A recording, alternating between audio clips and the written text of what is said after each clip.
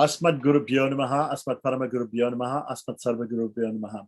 Today, we're going to start off something interesting. We're going to delve into the agamas. Agamas or tantras are a type of literature which tells us how to worship the Lord. So specifically in Vaishnavism, we have two agamas. There are other agamas in Shaivism and Shaktism and even in Buddhism and Jainism. And these are the agamas which we follow are the Pancharatra agamas. There are two agamas for Vaishnavas, the Vaikanasa and the Pancharatra. The Vaikanasa use more Vedic mantras. The Pancharatra use a mixture of Vedic mantras and non-Vedic mantras. And there are some other differences which we may go into, we probably will go into. We thought that we would go through this book, Agamas in South Indian Vaishnavism by Dr. V. Varadachari of the Pondicherry French Institute for Indology in Pondicherry, which is a very nice man. He's probably not alive anymore, but he wrote a very good, I met him when I went to Pondicherry one time, and very nice Sri Vaishnava, and he's given a very comprehensive book on Agamas. So let's have a look at that book right now. Okay, so here it is, Agamas and South Indian Vaishnavism, right? Doesn't mean that we're not going to also touch on North Indian Vaishnavism, but there are different areas of India and different forms of Vaishnavism in those areas, south, north, east, west, south, and north. And even in other parts of Asia and around the world now, of course, since the Indian diaspora has spread all over the world, we have Indian communities, Indian temples where pujas go on all over the world. So this is an important book for all those people. Anybody who wants to do any sort of Indian ritualism, they can learn from this book. French Institute for in Pondicherry. Okay, French Institute in Pondicherry, which is just south of Madras. Okay. So forward, it's an honor to be assigned to the task of welcoming and introducing this massive work by renowned scholar V. Varadachari, Dr. V. Varadachari. He's been working on this theme for decades with admirable thoroughness, and the present publication embodies his lectures, right? So he took a series of lectures that he did under the noble trust in honor of the memory of the great savant, Professor M. Rangacharya.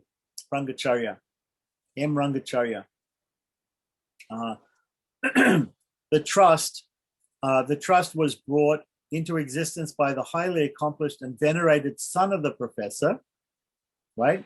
So the son of this person, M. Rangacharya, right? The late lamented, means he's also passed away at the time of printing this, Professor M.R. Sampat Kumaran, who's very famous for coming out with the Ramanuja's Gita Bhasya in English, right? So this book, the book is being brought out by the devoted and worthy cousin of the professor, the Sri M.C. Krishnan. The book does promote the lofty goals of the trust in a conspicuous measure.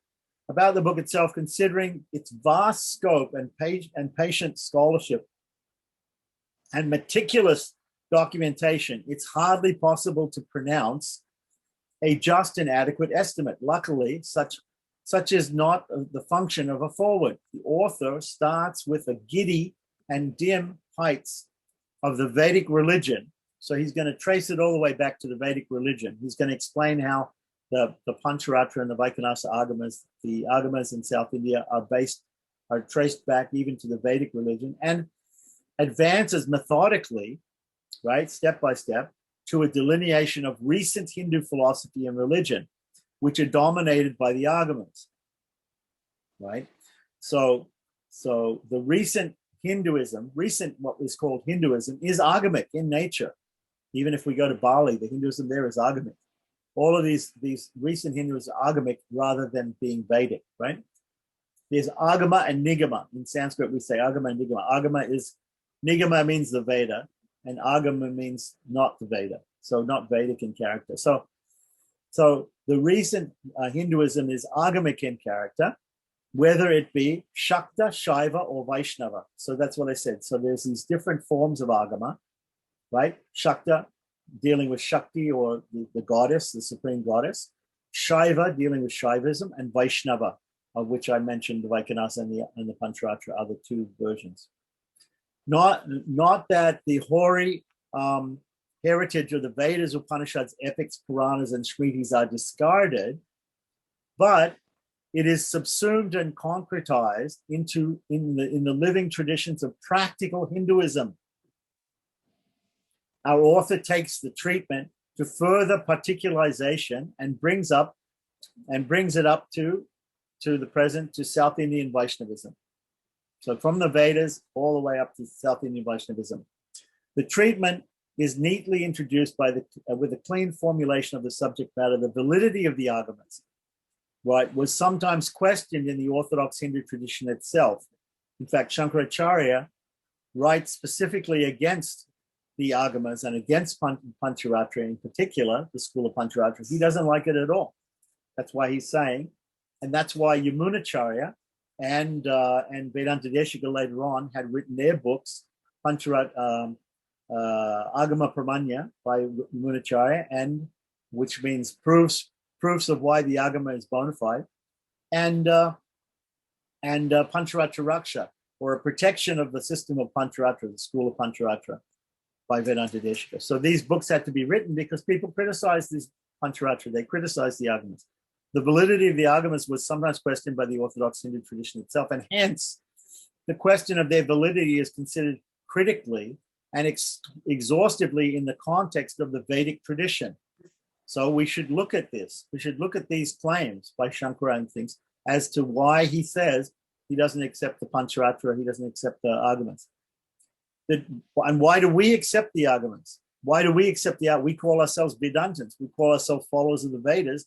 Then why do we accept the agamas? Because the agamas are something different, right? So that is going to be all explained here. The dimensions of the agamas, their classification, and the principal schools of agamic religion receive their due consideration.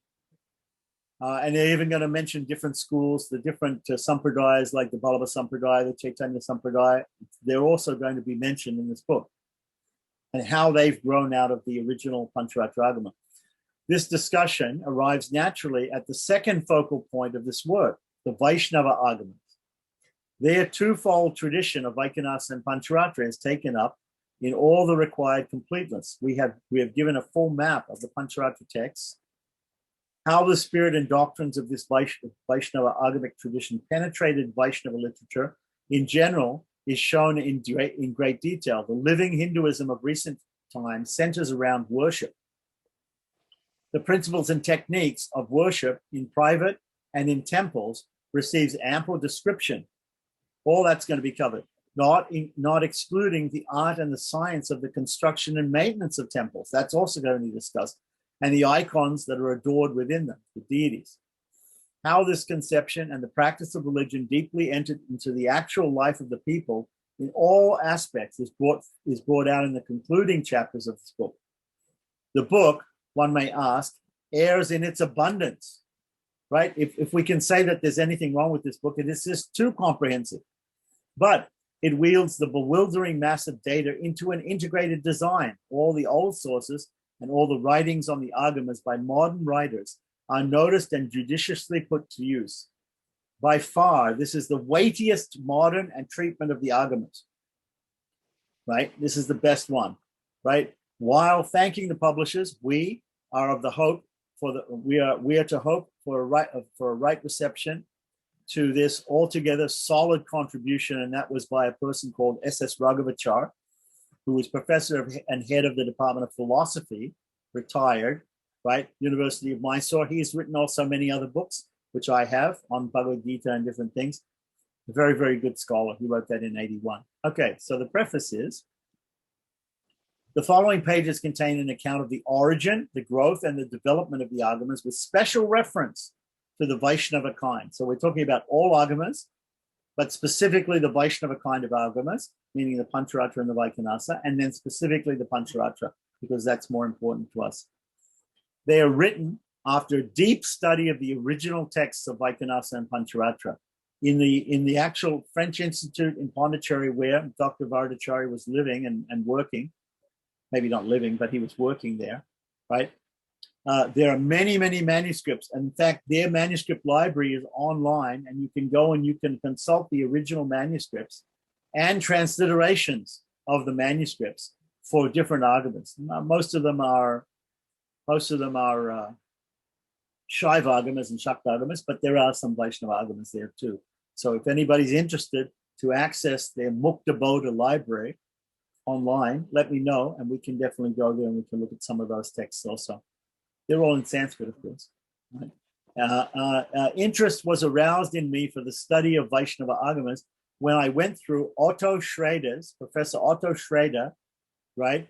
Introduction to the Pancharatra and the Arya-Bhujna Samhita, and the Sanskrit introduction to the Lakshmi Tantra edition of the Ajah Library, written by my revered father, Pandit V. Krishnamacharya. So all of this, the person who wrote this book, right, got interested in Agamas also because he read that previous book. This is a much later book.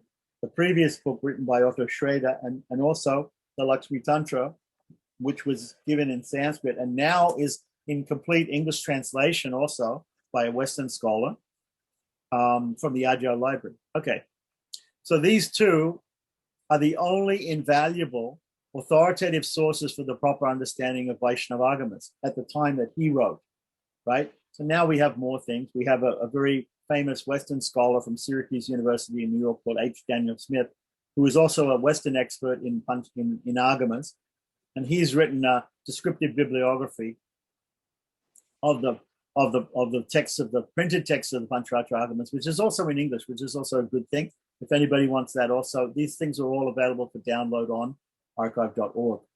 Okay, so I recommend reading all of these things. Read Lakshmi Tantra, read in its English and its Sanskrit, read this Introduction to Pancharatra and the Arya-Bhujna Samhita by Schrader. It's in English. Also read the descriptive bibliography of all the different texts of the Pancharatra Agama that have been printed by H. Daniel Smith. Okay, so these two were the only invaluable and authoritative sources for proper understanding of Vaishnava Agamas available to this author, right, when he wrote his study. So that's why he came out with his book, because there was a need for it. While making a progressive study of the Vaikhanasa Agamas, I received a call from the late Professor M.R. Sampath Kumaran, again, who wrote the English translation to Ramanuja's Gita Bhasya, one of them, the other one being written by Alkonavili Govinacharya, right? So at the turn of the century, right? So in the early 1900s. Okay, so to deliver 3 lectures at Triplicane under the auspices of the Professor M. Rangachari Memorial Trust on Agamas and South Indian Vaishnavism. So there was this trust, and so Sampath Kumaran called him up, Vivaradachari in Pondicherry, and he said, come to Madras and give these lectures, right? Accordingly, the lectures were delivered by me. So after he gave the lectures, then he decided to make the lectures, the subject of the lectures, into a book. This is the book. So soon after, the late Professor M. R. Sampath Kumaran suggested to me to prepare a work on the topic of the lectures delivered. I agreed and began preparing to gather more information and details on the subject. Late Professor M. R. Sampath Kumaran asked me frequently to clarify certain problems which are necessarily to be solved and settled satisfactorily. This was really a hard task, since I could find neither a scholar who could be of help to me for suggesting the means to serve this end, nor any standard work, but for the 2 works that were described before, the latter is only an introduction, right? Which inspired me for the gap,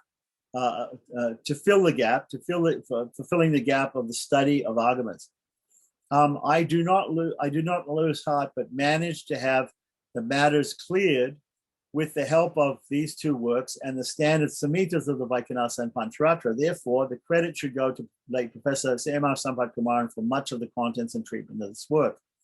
While writing this topic, certain matters crop up demanding solutions that could have the veracity like that of the already settled issues. With the available evidences, no solution could be arrived at. The evidences could only be studied and conclusions be drawn from the time being, allowing subsequent alteration when more acceptable and satisfactory evidences become available. To start with, Mention must be made of the nature of the beginnings of the systems and schools, such as music, dance, drama, grammar, arthashastra, shilpa, puranas, kalpa sutras, and others.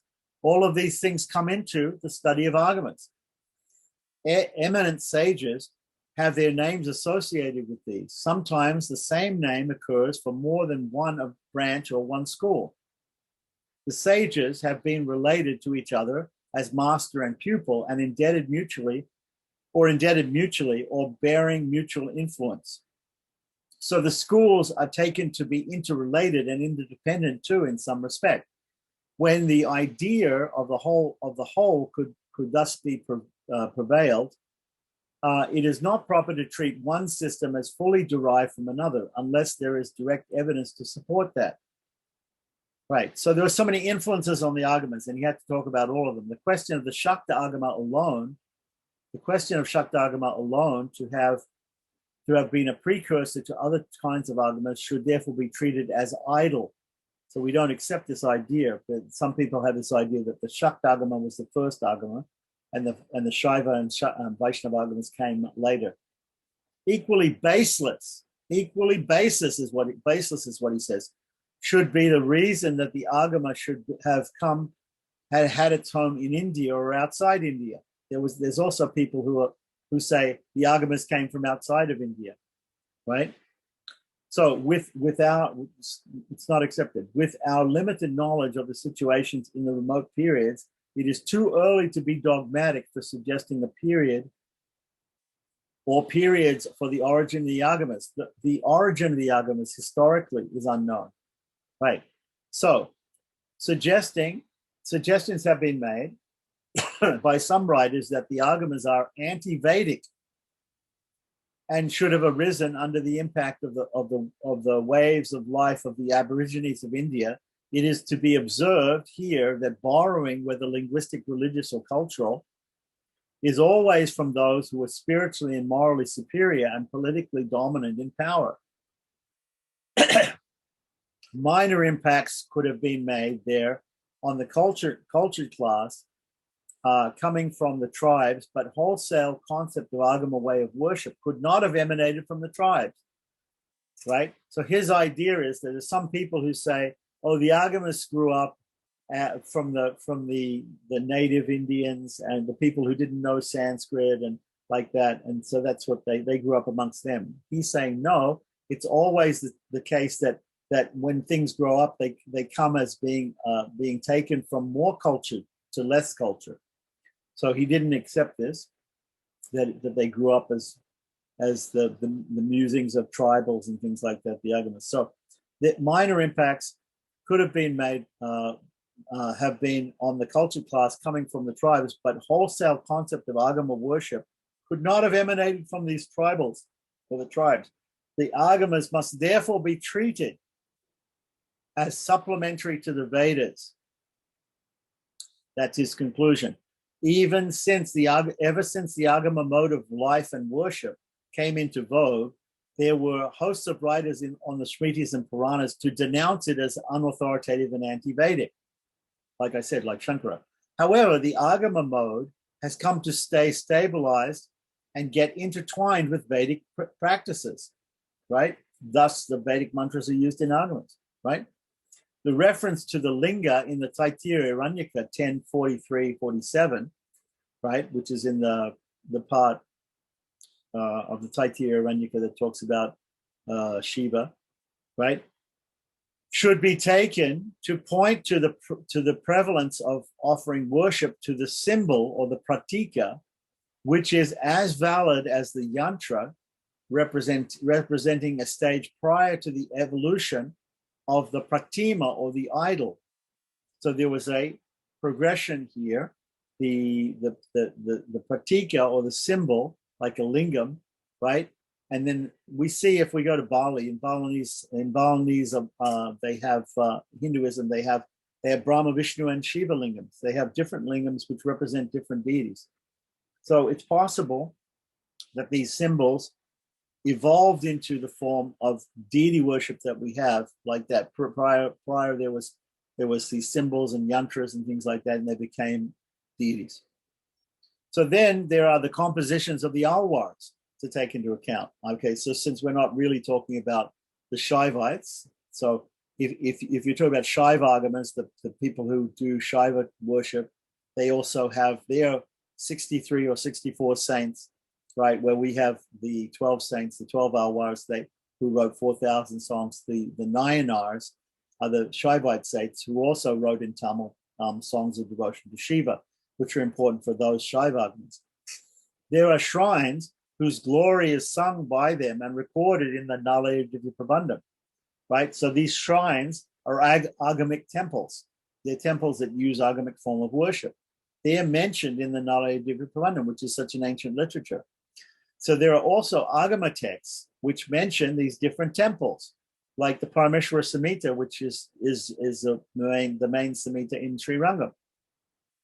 Among these, the temples should have been in existence for a long period before the 7th century AD, when the Alwars sang their glory. So we can, that's the modern scholastic time period of the Alwars is before the 7th century AD, right? Whereas, because we had in the 8th and 9th centuries, we had Natamuni and we had Alavandar and Ramanuja coming in the 10th century or the 11th century, like that. So just before the Natamuni and everything in the 7th century there, and even before Shankara, we had, obviously if Shankara is talking about the Agamas, it means the Agamas were before Shankara, right? And if we say Shankara was 8th century or 7th century, therefore we have to classify the Agamas as older than that, right? So the Alwars sung about these shrines, right? The 108 Divyadeshams, which were agamic temples. So if they sang in those days about the agamic temples, it means the Agamas are much older than that, right? So the structure, this is how you work out chronology. This is how you work out. Now, of course, there are traditional Vaishnava dates that date the Alwars back to the beginning of Kali Yuga or 5,000 years or whatever it is like that.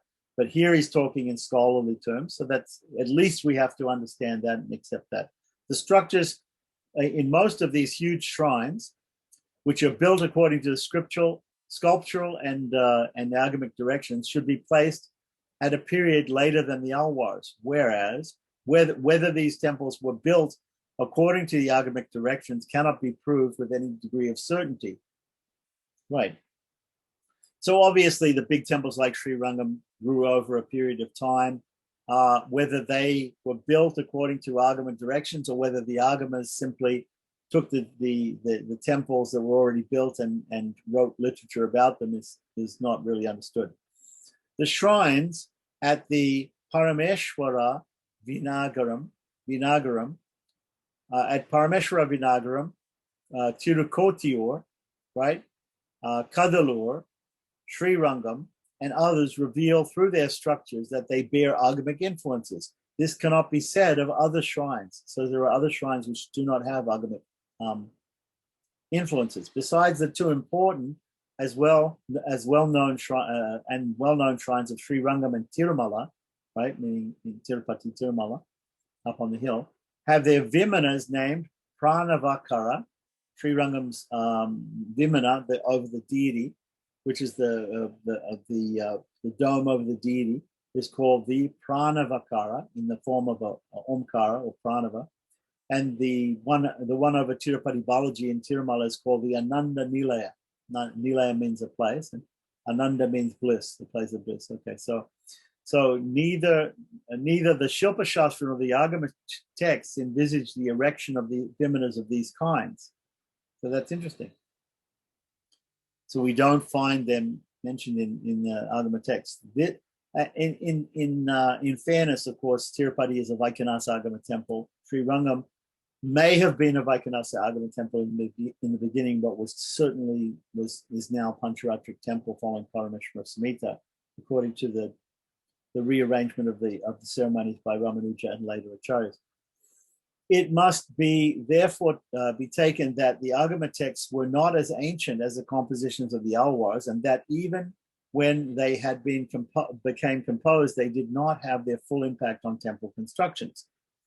It's equally unsound to agree to the idea that the Vedas do not contain references to female deities who became introduced later in the epics. The Taittiriya Samhita 1861 refers to Shiva as Ambikapati. How can he be Ambikapati if we have no idea of Ambika? Ambika is Uma, is Parvati, right? The name Ambika occurs as the name of the deity. That, like Shiva, she could not have received worship in the form of an idol is another point. So we don't know, although we know that there is a concept of these female deities because it's there in the Veda, in the Taittiriya Samhita, but we don't know whether they had separate idols or separate deities, right, of the goddesses at that point, in the Vedic times. The Vaikanasa system is more ancient than the Pancharatra system. Atri, Brigu, and others of, I'm not sure of that. Okay, Brigu and others were direct disciples of Vaikanas, yet the texts have been now available under authorship of these are not in a language suggestive of an ancient kind. They must be placed thus in a period of 6th and 7th century AD. So he's a scholar. He has gone through these manuscripts and things, and he's gone through the type of Sanskrit that's being used, and he says it has to be dated at this time. So he's done an actual appraisal of the dates. Regarding Pancharatra texts, the ancient ones do not contain reference to temples and idols there. They contain much useful material regarding jnana, means knowledge of the universe, cosmology, right? Vyuha, yantra, mantra, and yaga, yaga meaning sacrifice. The order among the texts may not be fixed as a text supposed to be earlier mentions the texts claimed to be later. Yet Jayakya, Lakshmi Tantra, Ahibudna Samhita, Parama Samhita, Poshkara Samhita, Satpata Samhita can be taken at present as having been composed in this order. Concepts and theories of Vishishta Dvaita on the philosophical sphere impressed the Vaishnava community to a very high degree. The temple worship has been, however, very popular. The result of this has been that the later texts of the Agamas ignored to a great extent the value of jnana and yoga padas, right? There are 4 parts to each Agama. They're divided up into jnana, yoga, kriya, and charya. Kriya has to do with building temples and installing deities. Charya has to do with daily and occasional rituals and festivals, right, that go on. So they're the ones which are studied today by the Purohits, by the Archakas, by the people, right? These other parts of the Agamas have seen very little mention, but they deal with jnana, philosophy, and yoga, mystic yoga, even Kundalini yoga is there in the Agamas. But people don't read those parts of them these days. Right, have paid much attention to the treatment of Kriya and Charya aspects, the actual rituals, as temple construction and worship of idols or deities found much favor with the people. With all the rich and ancient background of the Agamas, it is strange to note that both the Vaishnava Agamas that are in vogue and practiced only in South India, with few exceptions in some places in North India, the Vaikanasa is less known in the north than the Pancharatra. The reason must be found in the far more numerous Vishnu shrines situated in South India celebrating as glorified by the Alwars. So we have out of 108 Divya Deshas, we have 85 or 86 of them just in Tamil Nadu. So very few in North India, right? Which may be because of the Muslim invasions and things like that. But anyway, the influence of Agamas is very much, especially Vaikanasa Agama in South India. These observations made above have validity only for the present. Deeper study of each of the Vaishnava Agamas texts when undertaken will throw much light on many of the issues requiring modification and alteration for the concepts and the theories now held as belonging to the Agama tradition. I have a feeling that whatever is necessary is not left out of this work. At most, this work should be treated as a source book for further study to be undertaken on the subject. So this is a basic thing, right? This is a basic textbook. If you really want to know the basis of Agamas, you read this book. Then you need to go into further study, like the books that I mentioned. It is sad that Professor M.R. Sampath-Kumaran is no more to see this work released. I could not forget his repeated utterances of encouragement and support for completing this work. I should thank also Sri M.C. Krishna, the publisher, for his painstaking efforts to see this work to print. Dr. V. Varadachari, French Institute of Indology, Pondicherry, 1982, February. Okay, so publisher's note. The printing of this book, Agamas in South Indian Vaishnavism, has almost been completed when the cruel fate intervened and snatched away Mr. Professor M.R. Sampath-Kumaran, and in the midst of the gloom of his demise, I am compelled to write this note. The 3 lectures on this subject were delivered during February of 1974 by Dr. V. Varadachari, currently of the Institut Français d'Indologie, Pondicherry, under the auspices of the Professor M. Rangachari Memorial Trust, endowed by his dutiful son, the late Professor M.R. Sampath-Kumaran. These people are all doyens. They're all great pundits of Sri Vaishnavism. The revision of these lectures for being printed and the necessary time required for editing and printing carefully a book of this bulk accounts for the long delay in bringing it out. The scope of the work and its approach to the subject has been briefly yet very succinctly explained by Professor S.S. Raghavachar in the foreword, which we just read. The authenticity of the Agamas has been questioned from about the beginning of the Christian era, meaning the time of Christ. The objection is based only on one point, that is the worship of God based on the non-Vedic character of the Agamas, which recommended strongly the worship of particular deities in an exclusive manner. Idol or deity worship marks the agamic mode of worshiping God. The objections against the validity of the Agamas have been refuted by Yamunacharya in his great work Abhagama Pramanya, which you can also read, and also by Vedanta Deshika later on in his Pancharacha. And Ramanuja has made good use of the Agama texts in his exposition of the philosophy of Vishishtadvaita. The Agamas glorify several deities, and there appear to have been certain Agamas of the Nastika kind also. There's Jain Agamas and there's Bodha Agamas, the Buddhists and Jains. In course of time, only the Shakta, Shaiva, and Vaishnava Agamas survived, and the rest became extinct. I'm not quite sure if that's actually true. There probably is still some Bodha and Jain Agamas. In this book, Dr. V. Varadacharya has ably dealt elaborately with various Agama texts and has devoted detailed attention and emphasis particularly on Vaishnava Agamas and the nature of worship in Vaishnava temples and their effect on the religious life of the devotees of Vishnu in South India. The width and breadth of scholarship called for in making such a study of the subject may very well be judged from the works listed in the index, out in the index. Dr. V. Varadacharya has done a real service in bringing on focus of Agama literature, which has not so far been dealt with in a scientific manner. The readers may be aware of this trust, that this trust has been, in its own humble way, making significant contributions to the study of propagation of the philosophy of Vishishtadvaita, and the present publication, the 5th in the series, is a fulfillment of a commitment made in 1977 at the time of publishing the earlier work, Sri Ramanuja's Philosophy and Religion by Dr. P.B. Vidyarthi.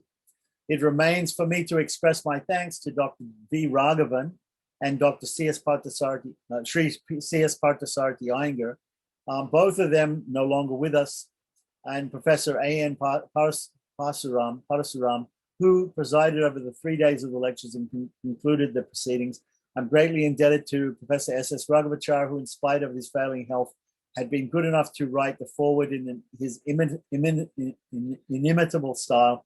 The Triplicane Cultural Academy associated itself with the lectures and the authorities of Sri Yadugiri Yadiraj Mat Triplicane, which is in Madras, kindly allowed the use of their hall for the lectures. I'm under the obligations to all who helped with the printing of the book, and to Sri M.A. Tirumalachari and Sri A. Tangamachalam. In particular, I cannot sufficiently express my thanks to Sri M.N. Parthasarathy, M.A. Secretary, Sri Ramanuja Vedanta Center, Madras, for his assistance in getting this book ready. So this guy Parthasarathy was also, I knew him, and he had actually a monthly magazine called Ramanujavani, which is like Ramanuja's instructions, which came out until his death, like that, which I was a life member of, and I have received most of those copies of that magazine. February 1982, MC Krishnan. Now we have the contents, and we will leave that, but here's all the different chapters. There's lots of different subject matters, and we will start next time on the actual book itself, which starts out with, Vaishnavism and the influence of the Agamas, etc., like that. Okay, so we just went through the preface and the forward and everything like that. Is there any questions about some of the little subjects that he touched on are going to be treated in full in the text like that? So all of these things are very, very interesting. Not all of them have to do with deity rituals and things, but they have to do with the subject matter of the Agamas, and the Agamas in general, not only the Vaishnava Agamas, Vaikanas and Pancharatra, but also the Shaiva Agamas, Shakta Agamas, and the other non-Gnostic, what they call Gnostic Agamas, Buddhist and Jain Agamas. But specifically, he's going to get into Vaishnavism and how Agamas relate to Vaishnavism and Vedanta, and specifically Vishishtadvaita Vedanta, but also mention, in the later part of the book, he's going to mention the schools of Chaitanya and Vallabha and Nimbarka as also using the Agamas. And I have the book right with me. So in case the scan isn't very good, I can always refer to my hard copy. So Lakshmi Tantra is also considered a Pancharatra Agama. Definitely. I have the Adyar edition, which is the Sanskrit by edited by that Pandit Krishnamacharya, on my bookshelf, and I also have printed in Holland by a Dutch scholar, or maybe he's an Indian scholar, but he printed it in Holland, the English translation of Lakshmi Tantra, where we get, by the way, for your information, Sundar Gopal Das told me, the verse about Sharanagati, the six sections of Sharanagati come from Lakshmi Tantra. So we should not only read that verse, but we should also read the whole chapter. In fact, maybe we should just read the whole Lakshmi Tantra, because the Lakshmi Tantra is so pivotal to the idea of approaching Sri Devi as the Purushakara, as the mediatrix. So it's something which is very important in true Vaishnavism, and it comes from the Agamas, right? It's not a thing which directly can be seen coming out of the Vedanta, but it comes from the Agamas. And so here we have an example of how the Agamas enriched Vaishnavism. So, and Vaishnavism is now no longer just the worship of Vishnu or Narayana, but it's also the worship of Sriman Narayana, Vishnu with Lakshmi. So that's the influence of the Agamas there. So Ramanuja's school, to be very, very clear, Ramanuja's school has the Nalayana Divya Prabandham, the Tamil, the vernacular Vedanta of Nam Alwar and the other Alwars. It has the Sanskrit Vedanta of the Upanishads, right, and the Brahma Sutras. And it also has this third track of the Pancharatra, which influences also the temple worship, and the actual daily life of the devotees is completely, the Nitya Grantha by Ramanuja is very agamic. It's very agamic. So daily rituals of the Vaishnavas are, and either in the temple or the house, are completely agamic, right? Whereas the philosophy is Vedantic. And the hymns that they use are all Tamil. And what was the main underlying argument of Shankara against the Agamas in that sense? They're not Vedic. Okay. Shankara said, what is the philosophical basis of our religion? Shankara said, okay. The Vedas. The Vedas are the philosophical basis of. So what did he say are the most important texts? He said the most important texts are the Upanishads, which are the Vedanta, the end cream of the knowledge of the Vedas, which give us the philosophical understanding of Vedanta, of Vedas, right? The Vedanta, right? The Gita, because the Mahabharata is considered like a fifth Veda. So the Itihasas and the Puranas help to explain the Vedas, but we can't go to all these Puranas and things like that. But at least we go to the essence of the Mahabharata, which is the Gita. And the Gita is a very philosophical text. So he said, we're taking the Upanishads, at least the main 10 or 12 Veda Upanishads out of 108. There's actually 200, like that. And then we're going to take the Bhagavad Gita, which is what? It's Upanishad. It's the essence of the Upanishads. Sarvopanishado Daddo Sarva. You know this verse of Gita Mahatmya Bhashan? Dogda Gopala Nandanaha. Gopala, or Krishna, is the milker of the cows of the Upanishads. And the milk is the nectar of the Gita, which is the essence of the Upanishads. Arjuna is the calf who gives the impetus to the mother cow, the Upanishads, to create the nectar of the Upanishads, which is the Gita, the essence. So he gave commentary on those three basic texts: the Gita, the Upanishads, and the Brahma Sutras. Like the Gita, put the knowledge of the Upanishads in a certain order, in a particular order, in a step-by-step order, right? So whereas if you just read the Upanishads, the philosophy is all over the place.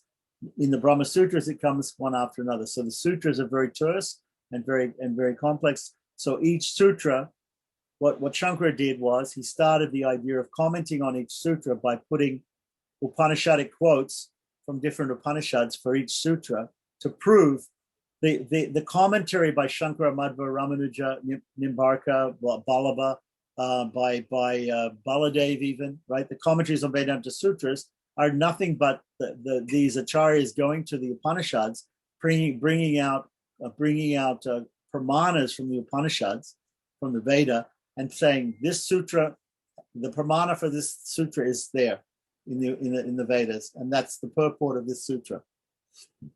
So it's systematic. Yeah, Prasthanatraya, and a systematic way of understanding our religion. So Shankara said, Agamas have nothing to do with this. Agamas have nothing to do with this. We never read in the early Upanishads. We never read in the Brahma Sutras. We never read in the Gita anything about deity worship. We never read anything about this type of thing. This is something foreign to the Vedas and Vedanta. That's Shankara's argument. What Yamunacharya and Vedanta Deshika and Ramanuja prove is that it's actually linked, and that it is bona fide, it is accepted, and is Vedic in some sense. That it's not completely a separate system from the Vedas. Like we can go to Sri Rangam and say, okay, I read about Vishishtadvaita Vedanta, I read the hymns of the Alwars, but now I come and I see you've got these deities and you've got this temple, and where did that all come from? Where did the idea to do all that come from? Why aren't you just a bunch of people who talk about the Upanishads, and maybe because you're Tamils, you're singing the poetry of the Alwars? But where did all this temple worship come from? That comes from the Agamas.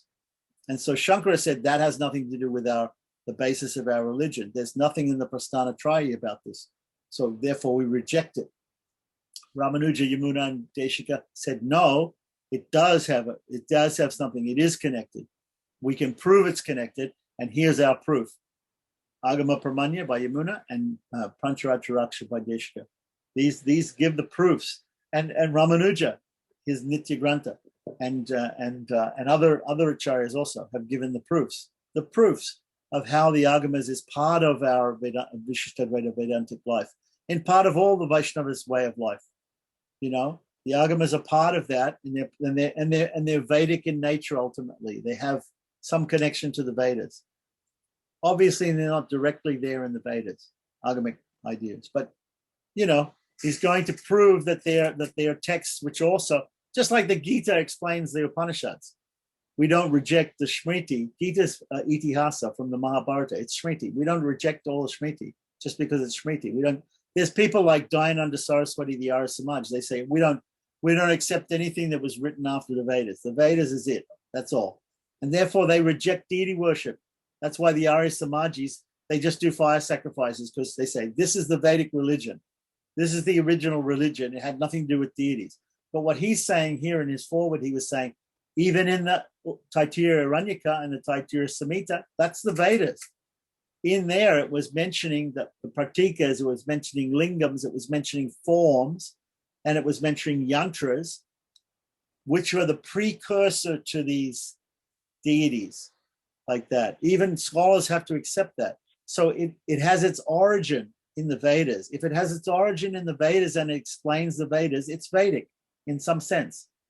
So we don't reject the Agamas totally as being totally something different. That's what he said in the forward there. He said, some people say, oh, the Brahmins or the Aryans came from North India and they came down there. There was a bunch of tribals down there. They had these ideas to worship totem poles and deities. And so they merged that into the Vedic religion. No. That's not true. That isn't true at all. It was there in the Vedic religion. It's there in the Vedas. He's showing it's there in the Vedas by quoting the Taittiriya Samhita and the Taittiriya Aranyaka. It's there. Maybe in seed form, but it's still there. A seed can grow into a plant. But if there's no seed, then there's no plant. So it is there. It's there. It's seminally there in the Vedas, right? We can prove that, and therefore in a sense it's Vedic, and therefore it can't be rejected by Shankara. Shankara rejects it as being non-Vedic. It's not non-Vedic. It has its essence in the Veda. It has its seed in the Veda. It's mentioned in the Veda, the worship of form. Shankara just doesn't want to worship form because he doesn't like form. He says everything's formless. Okay, so any worship of any form is going to be objected to by Shankara. Now, even Shankara gave up on that idea because nobody was interested in that. Nobody was interested in just sitting down meditating on the formless. That was Buddha's idea. Everything's nothing, right? Yeah. So Shankara came along and he said, okay, I know you guys want to worship form, right? So because you want to worship form, I'm gonna say there's two levels of reality, and on the lower level of reality, you can worship form, and therefore you can worship Panchopasana. But on the higher level, when you read the scripture, you should transcend form. But we don't say that. Vaishnavas don't say that. We say form is there, and it's always there, and it's in the Vedas, and we can prove it, and therefore Shankara is wrong. Formless comes from form, not the other way around. Shankara is saying, oh, all this form stuff, it comes about because of ignorance and agyana and illusion, adhyasa, and covering, and that's where the form thing comes in. But really, it's actually everything ultimately formless. That's the Vyavaharika idea, is that there's form. But in the Paramartika idea, the topmost idea, there's no form. It's all nirguna, like that. That's wrong, completely wrong, like that. And we can prove it. And the agamas are the first and number one way that we can prove it, right? We show it. We show the Vedic origin of the agamas and the Vedic origin of deity worship, of the worship of the God through form. It's very important to do this. And this is, and it's not only, and see, the proof is Shankara couldn't get away with it. He couldn't get away with just preaching formlessness. He had to come down to the level of teaching people how to worship forms like that. And he says, oh, it's a lower level. It's not a lower level. You say it's a lower level because you have this misguided idea that everything came from formlessness. But that's not what Krishna says in the Gita ultimately. He has to admit it in the Gita. In the Upanishads and the Brahma Sutras, Shankara goes to great lengths to put down Pancharatra and to put down form and all this sort of thing. When he comes to the Gita, he says, Narayana Pravyaktat. I accept Narayana as the supreme. Arjuna says, Krishna, you are God. Param Brahma, Param Dhamma, Pavitram Paramam Bhavam. He says it in the Gita. How can you take that out of the Gita? You can't. Krishna is God in the Gita. And also Krishna, not only that, Krishna is God. And Krishna says, Brahmano hi pratisthānam. From me comes the Brahman. The formless spirit comes from me. He doesn't say, I come from the formless spirit. Because of illusion, you see me as God, but actually, I come from the formless spirit. He never says that. He says it the other way around. And there's no way that Shankara can interpret that any other way, right? So the Gita Bhashya of Shankara is basically, he gives up. He has to give it up and he has to say, Narayana Pravyaktat. Narayana is supreme, is above everything, like that. But people then misinterpret that and they try and get around that. They're slippery fish, these Advaitins. They interpret everything that he says, not strictly, some things I'll take literally, and the other things I'll say, no, we can't accept it means that. It means something else, like that, But that's what he said. He said, Narayana Pravyaktat. So if you follow Shankara, you follow that. Follow that, Narayana Pravyaktat. If you follow Shankara, you have to become a Vaishnava. Because he ultimately gave up when he wrote about the Gita, he gave up and he said, Narayana is supreme. Mm-hmm. So we just have to prove it again and again and again. We have to push these people's buttons. We have to know the pramanas from the Vedas, how to show people. If I meet an Arya Samaji, the guy's going to say, I don't read the Vedas. I don't believe in form. Oh, yeah? You only read the Vedas? What's that say in Taittiriya Samhita? What's that say in Taittiriya Aranyaka? What's that say in this and here? That's in the Vedas. That talks of form. So why do you give up form then? You say you accept the Vedas. Why do you give up form? Shankara, you Advaitins, you say Narayan is supreme above all. Well, why do you give that up? You accept the Gita, but why don't you accept when Krishna says he's the source of the impersonal? Why don't you accept that? Yeah, you guys are just nonsense. You have a nonsense interpretation. You say that you follow the scriptures. You don't. You selectively follow the scriptures. You pick and choose. You cherry pick what you want. You cherry pick all the Abheda Shrutis, all the texts in the Vedas that deal with oneness. You take those out, and you forget about all the things that talk about difference and talk about form. So we don't accept these other philosophies. They're obviously wrong, just obviously. So they can juggle words as much as they like. They can try to interpret things like that. But their leaders, their starters, have also read the Vedas, have also read the Upanishads, have also read the Gita, and they've come to the conclusion of Narayana Purvakta. So that's the end of the argument, So I've argued with a lot of Mayavadis in India. One time I met a guy in Udupi. I was at the Madhva bookshop. It's a bookshop that sells Dvaita books and stuff like that. So this guy came up, and he was an Advaitin, and he wanted to buy some Sanskrit books from this thing. And I also wanted to buy some, and we got talking, and I figured out he's an Advaitin, like that. So we started talking philosophy. A big crowd of people came around. We're arguing at each other about Advaita and Vishishta Advaita, like that. We're arguing at each other. And these people are all Madhvas. All these Madhva guys came around. They said, "Oh, what's this guy doing? Here's a foreigner talking Vedanta to this guy, and this guy is obviously an Advaitin, right?" And this is in Udupi, the place of Madhva, right? So obviously I got the crowd on my side, yeah. So the crowd's around me. So we're talking. I'm talking back and forth to this guy like that, and he came up with every slippery argument that they have, and I told him something back for each thing. I had the answer for each thing like that. Finally, he said, "I don't accept." And I said, "Okay, that's fine. But for you, this is illusion, right? Right?" So I said, "You have a very nice watch there. Give me your watch." Right? And he said, "Why? Why do you want my watch?" And I said, "Because this is an illusion to you. So whether you have that watch or I have that watch, it's an illusion. So you think the watch is an illusion. I don't. I think the watch is real, and I like that watch. Give it to me. There's no reason why you shouldn't give it to me, because it's an illusion." Like that. And everybody in the crowd's like, that's a practical argument. So I just said to him, "Give me the watch." And he goes, "No." I said, "Are you attached to your illusion? Are you so attached to your illusion? Do you actually believe the philosophy that you just spent half an hour, spouting off to me? If you don't give me the watch, then you've lost the argument. You're attached to an illusion, and you're in illusion, and you have no idea of what reality is," like that. And the guy wouldn't give me his watch, like that. And the guys in the crowd all clapped, and he just walked away. The guy walked away. He just was fried. He walked away. And then the people in the crowd bought me a couple of ice cold coconuts. They said, they were patting me on the back, and they're saying, "Good on you.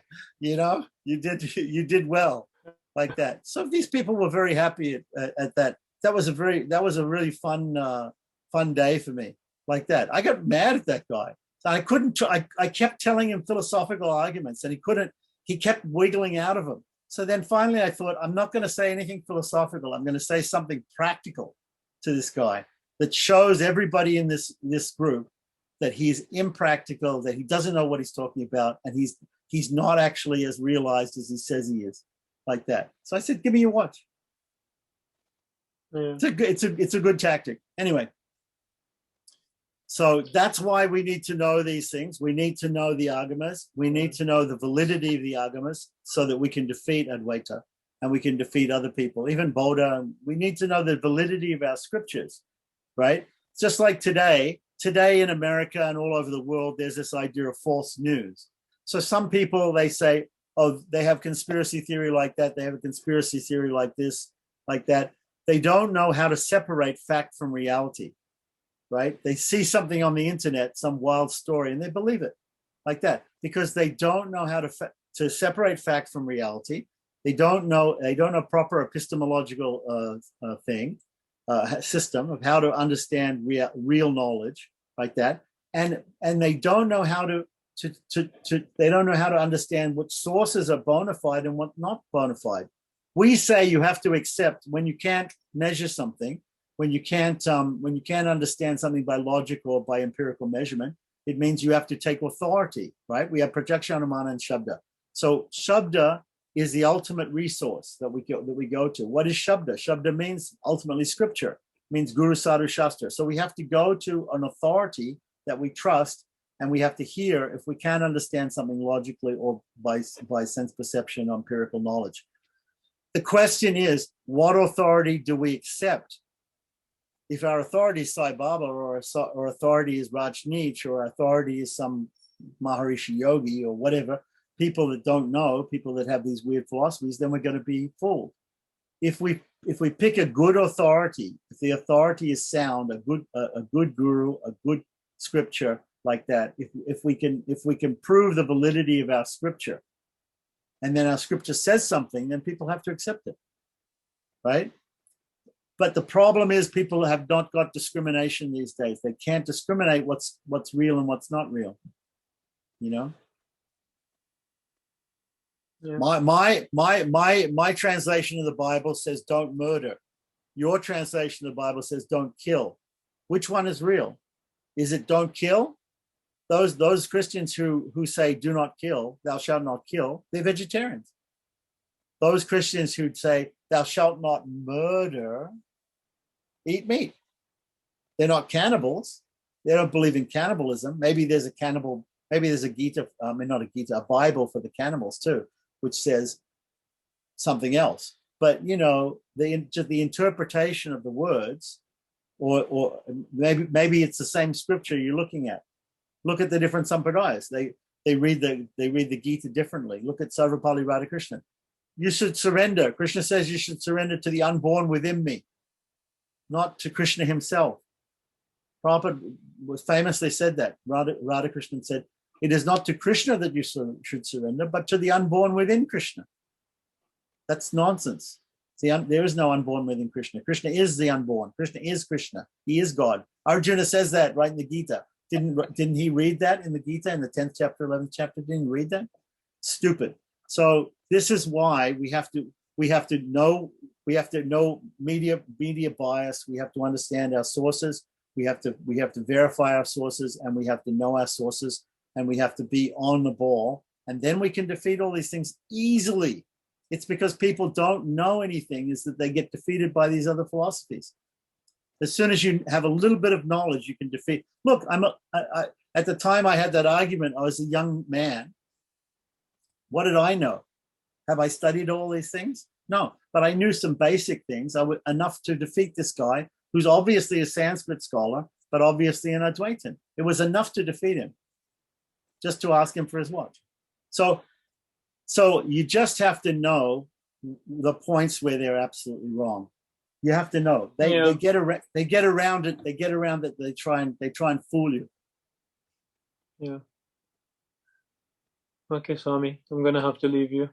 Else I'm gonna get into trouble.